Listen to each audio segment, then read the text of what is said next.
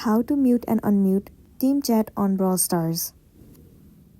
The very first thing you want to do is to head over to your Brawl Stars.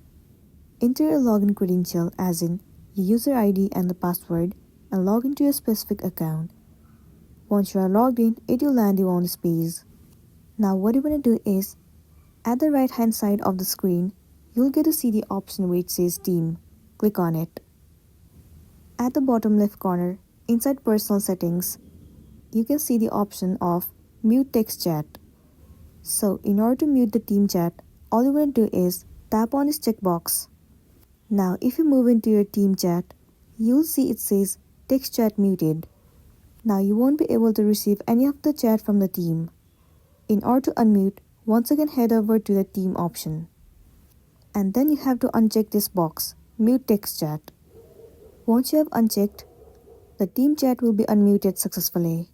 And then you'll be good to go. So that's all for today, and this is simply how you can mute or unmute team chat on Brawl Stars.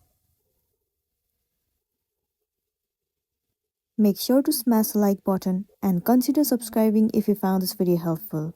We'll see you in the next one.